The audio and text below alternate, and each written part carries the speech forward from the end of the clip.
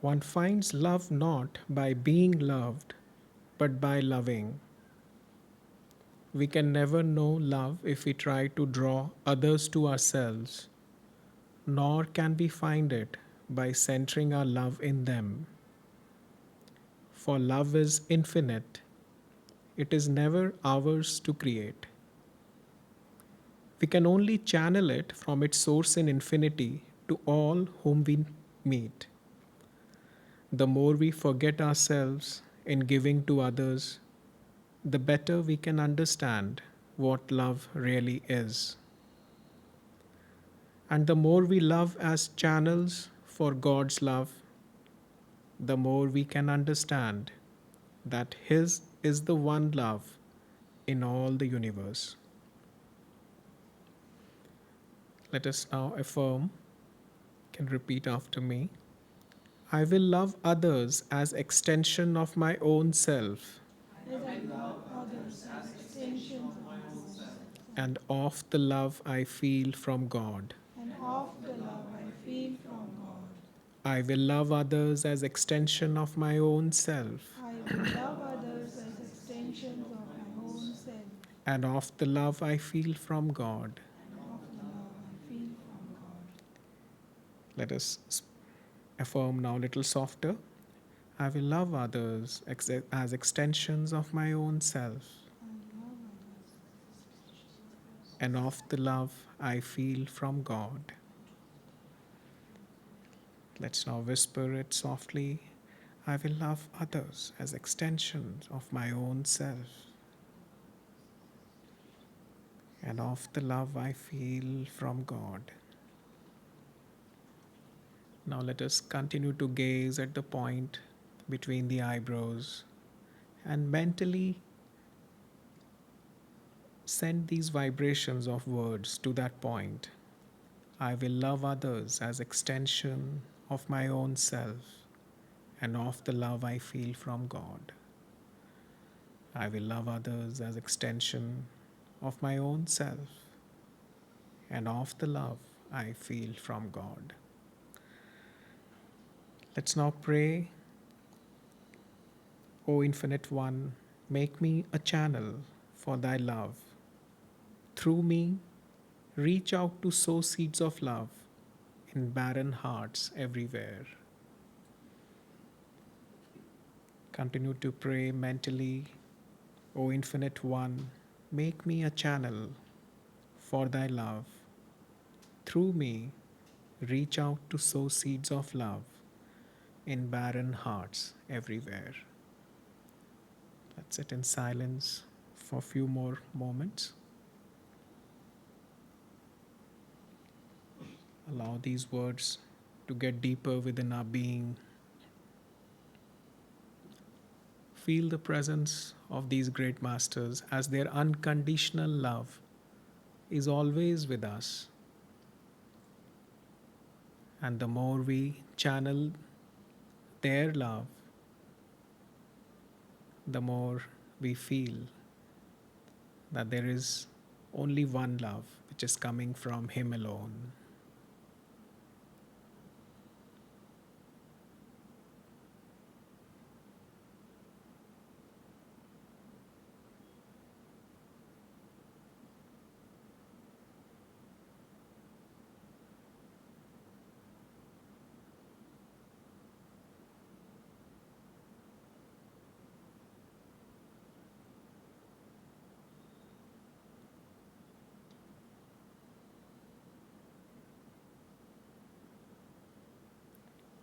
Om Shanti, Shanti, Shanti.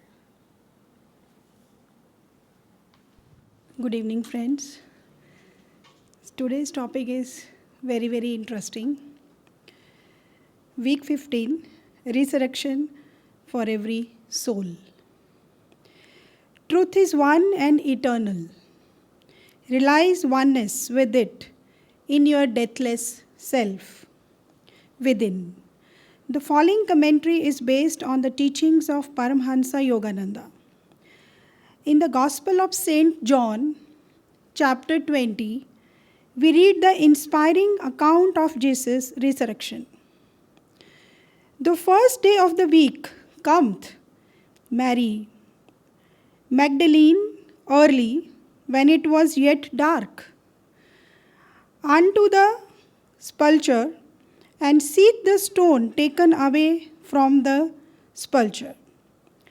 Then she runneth and come to the Simon Peter and to the other disciple whom Jesus loved, and said unto them, They have taken away the Lord.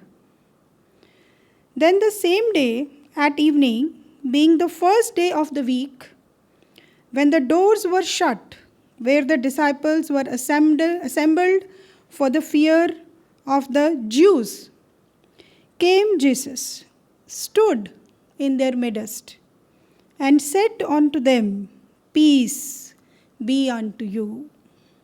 The resurrection of Jesus, doubted by many, but affirmed by those who were close to him, was a miraculous event, though one not unique in history. For many great saints of other religions have appeared to their disciples after death. Sometimes their appearances have been as that of Jesus was in flesh and blood form, and not only in vision. Paramhansa Yogananda relates in Autobiography of a Yogi the account of his Guru, Shri Yukteswar's resurrection after his earthly passing. Miracles of this type are revealed only rarely to the masses. But accounts of them, related by men and women of reputed truthfulness, have inspired many devotees with faith in the reality of the subtler than material states of existence. Resurrection, Yogananda explained, means transformation, ultimately from any lower state of being to a higher one. Worldly consciousness cannot imagine such transformation, except in terms of perhaps an improvement of the present mess of pottage with the addition of a new flavoring. Divine consciousness, however, is capable of taking the base metal of worldliness and transforming it into the spiritual gold of divine wisdom and love. In keeping with this truth, the Bhagavad Gita in the 9th chapter tells us, ye who into this ill world are come, fleeting and false, set your faith fast on me, fix heart and thought on me, adore me, bring offerings to me, make me prostrations, make me your supermost joy, and undivided unto my rest, your spirits shall be guided. Thus thou, Holy Scripture, God has spoken to mankind. So now, friends, I will read 2 paragraphs from the book Autobiography of a Yogi, chapter 43, Resurrection of Shri Yukteswar. These are very divine wisdom, divine words. You can close your eyes and just listen to these words so that it can sink deep into your soul. Then I'll explain.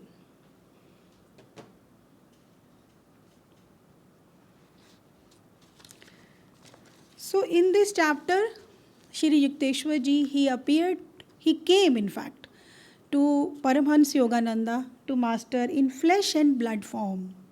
And he explained many things about the higher realms. So these are the just 2 paragraphs out of that divine wisdom. So Shri Yukteswar ji is telling to Master, the physical karma or desires of man must be completely worked out before his permanent stay in the astral worlds becomes possible. My Guru elucidated in his thrilling voice, 2 kinds of beings live in the astral spheres. Those who still have earthly karma to dispose of and who must therefore re-inhabit a gross physical body in order to pay their karmic debts could be classified after physical death as temporary visitors to astral world rather than as permanent residents. Being with unredeemed earthly karma are not permitted after astral death to go to the higher causal sphere of the cosmic ideas, but must shuttle to and fro from the physical and the astral worlds only conscious successively of their physical body of 16 gross elements and their astral body of 19 subtle elements. After each loss of his physical body, however, an undeveloped being from the earth remains for the most part in the deep stupor of death sleep and is hardly conscious of the beautiful astral sphere. So, after the astral rest, such a man returns to the material plane for further lessons, gradually accustoming himself through repeated journeys to the words of subtle astral texture. Normal or long established residents of the astral universe, on the other hand, are those who, freed forever from all material longings, need return no more to the gross vibrations of earth. Such beings have only astral and causal karma to work out. At astral death, these beings pass to the infinitely finer and more delicate causal world, shedding the thought form of the causal body at the end of the certain span determined by the cosmic law. These advanced beings then return to the Haryanyaloka or a similar high astral planet, reborn in a new astral body to work out their unredeemed astral karma. So, what Shri Yukteswar ji is telling here, that all the pleasures and the pain on earth are temporary. This is a temporary visit to the earth. We have come here to work out our past life karma and to learn the lessons in this life until we graduate from here, that we can inhabit or we can stay in the higher spheres. We have to come here again and again, to and fro. It is a journey, going to the shedding the physical body, going to the astral plane, taking some rest like a death sleep for few years, deep rest of sleep. Death is just a form of deep sleep, nothing else. So we go there, we take few maybe years, or few years, maybe 100 years, 200 years, 300 years of deep rest. And when again our desires are there, our earthly karma are still there, we have to come back here again, learn the lessons, and we have to keep doing this to and fro journey. And once we are done with this, our past life karma is over and our desires are over. We are already on the path. We are meditating daily. We are stilling our thoughts daily. Then we can, all the debit that we are carrying is paid off. Then we can stay in the astral sphere and we can further work out our astral and the causal body karma. And then we don't have to return here any longer. Then we can meditate daily and we can merge in that infinite light, on that infinite spirit, or we can realize that we are already one with that light, but we have not realized that. So friends, just meditate daily, keep stilling your thoughts daily, and just fastly learn your lessons and reach your goal. Thank you, friends. Good evening. So this term, as Mansi was saying, resurrection. When we hear this term, often the image that comes to our mind is of very great souls like Jesus Christ, or in fact, Swami Shri Yukteswar ji resurrected himself after his physical death. Those who have read Autobiography of a Yogi. But why are we talking about it today? So, practically for two reasons. One is that we will be celebrating Easter coming Sunday, and we know that Jesus Christ, after his death, after his crucifixion, he resurrected himself. He came to his disciples in a living form and gave them darshan, you may say, and as Swami has written in this passage. And at the same time, many saints, including Lahadi Mahasaya also, he came, he visited, he came to his disciples. And there were basically many reasons. One of the main reason was to console their devotees that, yes, I am here. Don't think that when I have left physically, I'm not gone anywhere. I'm right here to help you. And if you will tune yourself to me, then certainly I will continue to help as I was helping when I was in my physical body. But then why is this term relevant to us as human beings? When we say, okay, so and so saint, he was so great, he was Jesus Christ, he was Yukteswar, they resurrected him themselves. But then why are we talking about it? Is this term relevant for us? And when we celebrate Easter, if you see, eggs are a symbol in the Easter. So why do we keep eggs? Because if you see, eggs are a symbol of birth, but then this birth is twice. That if you see, birds come as eggs and they take birth twice. That is why this word in Sanskrit comes as Dvij. Now, what does this term mean? Dvij means anyone who takes birth twice. And that is why Dvij is a synonym, is a paryay for birds, because they take birth twice. One in one form, one as eggs, and then they hatch from the eggs and they come like birds. And if you see, but human beings don't come as eggs, human beings come as living forms. But then why this term resurrection? If you see in the same passage, Yogananda has given this term that resurrection means transformation. So yes, when a bird comes as an egg, he transforms within the egg to become a full-fledged bird to come out of the egg. And in the same way, a human being can resurrect himself or transform himself, as the passage is saying here, that when we are living in the world as and we have an attitude of a worldly living, if we have a vision of a base metal of worldliness, as he writes, Swami writes, and we transform that worldly vision into that divine vision of pure gold, that transformation is the resurrection we are talking today. So it is very relevant because next Sunday we will be celebrating Easter. And this Sunday we are actually creating a ground for that holy celebration. So, resurrection, first of all, why is it necessary? Or let us say, why the transformation? What is the need? Is there really need? And what is it that is going to come when we resurrect ourselves, and how we can do that? So, this is basically the subject of the talk today. Now, in right here, if you see in the passage where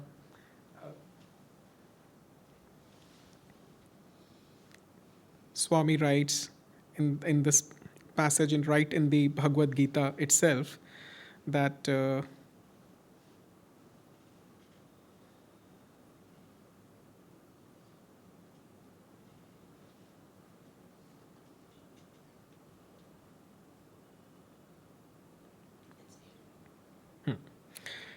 that first of all he says that you have come into this ill world. Now this is the 9th chapter, and by the way, in the whole Bhagavad Gita, although we have 18 chapters, but if you read just 2nd, 9th and 18th, it actually sums up the whole Gita. This is the beauty of these 3 chapters there.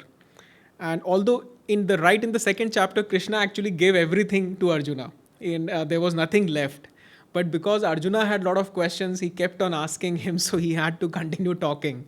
And this is exactly what happens in our daily lives also. When we go and meet a wise person and a guru, we have a lot of questions. And then the same way, if you see in the 9th chapter here, Krishna himself is saying, "Ah, ye who into this ill world you have come." He himself, who has created the world, he's saying, you have come into this ill world. He uses the word ill over there. And even one of the passages, he actually says, Arjuna, now you have come into this world which is nothing but an ocean of miseries and sufferings. Then why, on the other hand, you have created this world? Now, this is one of the questions actually my daughters put me once. But yeah, we will go into that later. But he says that this world is fleeting and false. But then he gives you a hope. He said, although it is like that, set your faith fast on me. Fix heart and thought on me, adore me, bring offerings to me, and make me your supremest joy.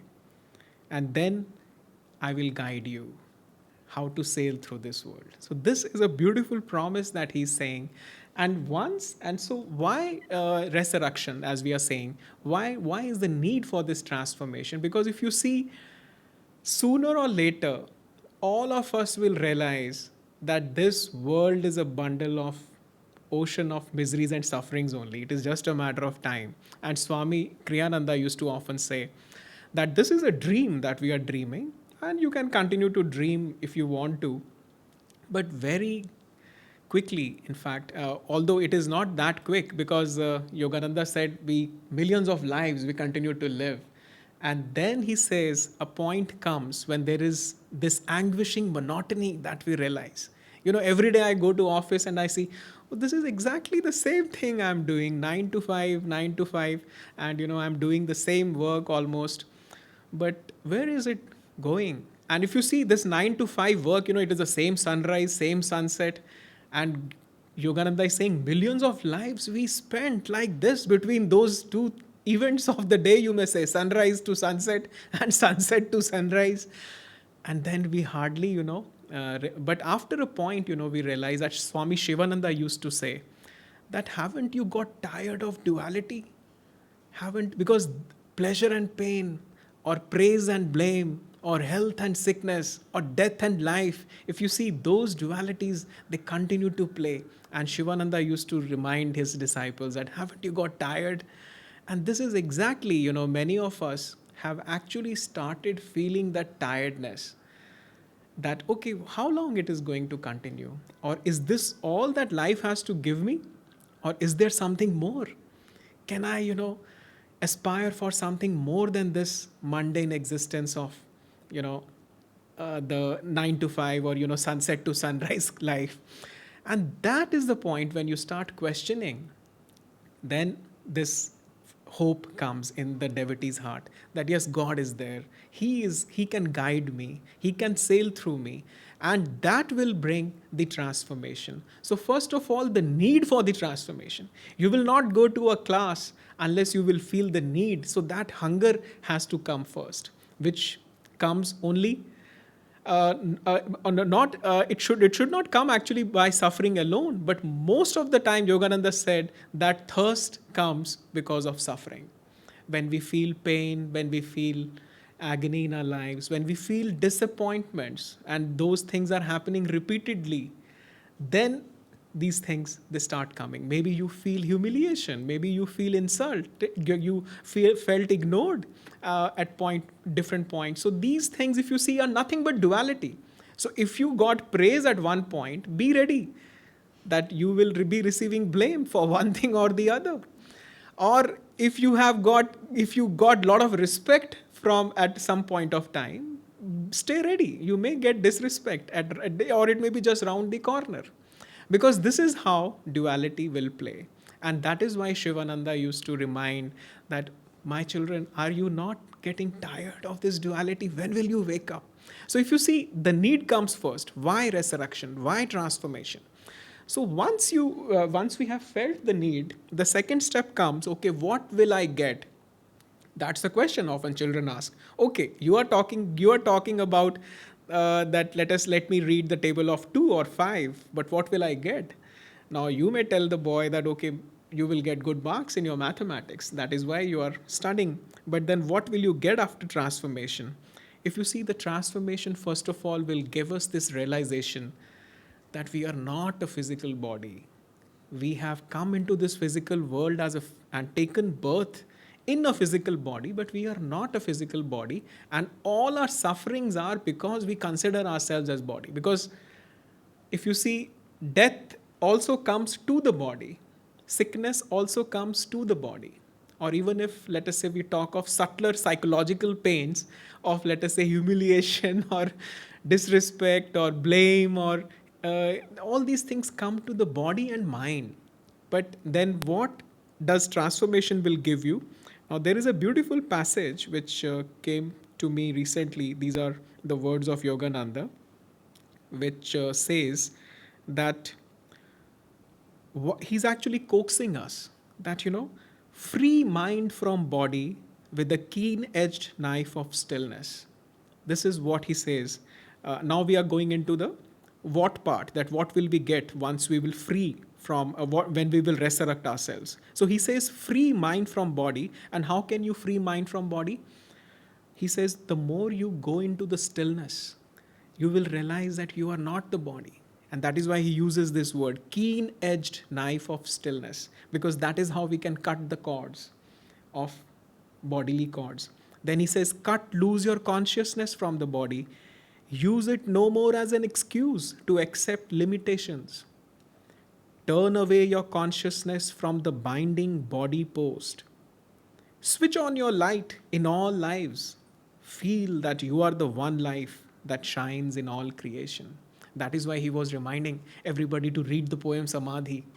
That, the whole space is you. How can you limit yourself only to a small point in space? Then he also says, why tie the infinite soul to a bony post of flesh? Let go. Cut the cords of flesh consciousness. These are the attachments to the body, hunger, pleasure, pain. Relax. Because you see, in meditation, it is nothing about deeper and deeper relaxation, going into stillness. And once you will loosen the soul from the grip of the body, he says, let not the heaving breath remind you of physical bars. Sit still in breathless silence, expecting every minute to make the dash for freedom into the infinite. Love not your earthly prison. Now, that is a statement. Love, because we have all unknowingly or knowingly, we have started loving our prison. And he says this is our prison. And that is why we are talking of resurrection today. Because this transformation, which Jesus reminded all his disciples when he came into the new life, is for all of us. And once we will transform ourselves into that divine kind of way of living, then you will see, you will realize that you are not the body, you are not the mind, and you are the one life that shines in all creation. And you will be able to rush this consciousness through the minds and hearts of others. You will become a channel where you can offer and allow this light to flow through you to everyone. So this is, you can say the what part. Now the most important part is the how we can do it. I have understood this is the need, I must do it. I also understood what will I get, but then how do I do it? And there are two things basically which are necessary. You may say these are the two ingredients which we can bring it down. And in fact, the first commandment of Jesus Christ, the first two rather, were actually the essence of the whole spiritual path. And that we know his highest commandment was what? That love God with all thy heart, with all thy mind, with all thy soul, and all thy strength, and love thy neighbor as thyself. And this is one, commandment which I often, remind myself, whenever there is little confusion and something I'm not able to, comprehend, then this is the first commandment which always, it will bring yourself back to, the basic, and which is the most important. And if you do this, what Yogananda is saying, if you follow these, everything will come in its own way and in the right way. It is not enough just to be a strict moralist, because stones and goats also do not break moral laws, but still they do not know God. But when you love God deeply enough, even if you are the greatest of sinners, you will be transformed and redeemed. Isn't that the thing what Krishna said? That even the worst sinner, if he comes to me, if he adores me, if he fixes his mind on me, I will supply his deficiencies and will make permanent their gains. Again, I am quoting from 9th chapter. Whatever may be your weakness, if you just, as in this saying, in this chapter also, Swami is reminding us that if you give your heart and thought to me, I will guide your spirit. I will take you to the goal. And then he also talks about Mirabai, because Mirabai was one of those saints who loved God so deeply. And what Mirabai said, she said, to find the divine one, the only indispensable is love. And that truth, Master said, touched me deeply. And that is why we kept the affirmation of love today. That is why we sang Yogananda, steal into my heart. Because anyone for whom you have a lot of deep love will naturally steal into your heart. Isn't that so? Whether it is an object or a person. So the chant also was with the theme that, okay, God, if I love you, everything will happen. And what is the second thing that we have to do? Because a love alone can take you there, but then you have to keep that fire of love continued burning. So how can we continue to allow that burning fire within us? That requires will. And that is why we said right in the beginning in the chant that I will sing thy name. It starts with I will.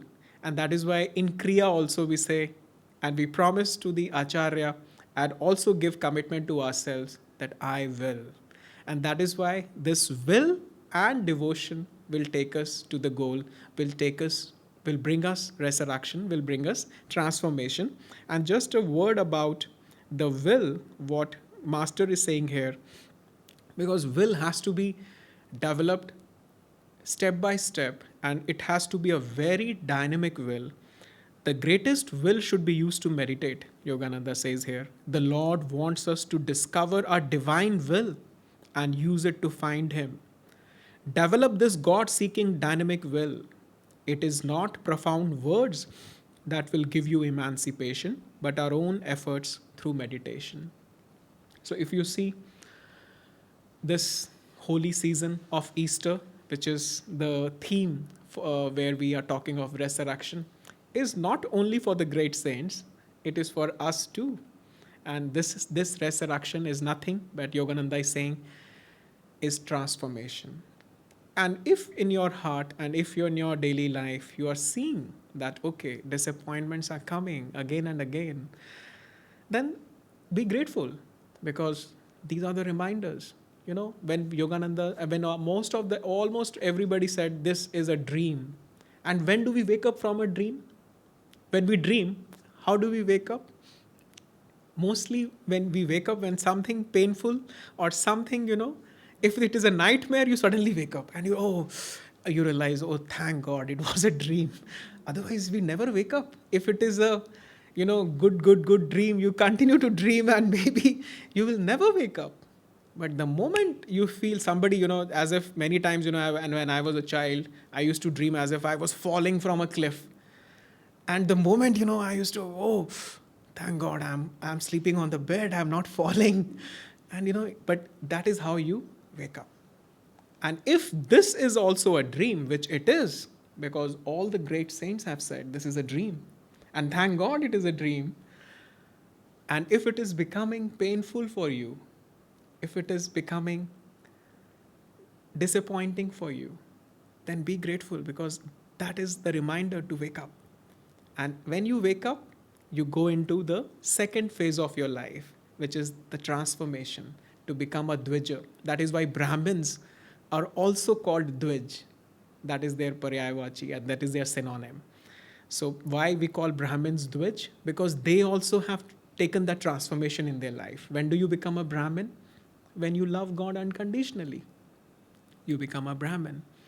So this is how, when we take this step, this transformation is for us. And this transformation, when we one-pointedly love God and continue to take that will towards Him, we will be able to transform ourselves, and that resurrection will happen. You will be able to cut the cords from the body and mind and sail through, as Yogananda was saying, every minute stay ready to make a dash into the infinite, because that is who you are. Why are you limiting yourself with the body and mind? He said, cut these cords, cut these chains, don't love this prison. Now, those are very strong words, because this is nothing but a prison. Think about that. And that is why these satsangs, and when we come together, when we read these small excerpts, they act as reminders. Otherwise, we will never wake up.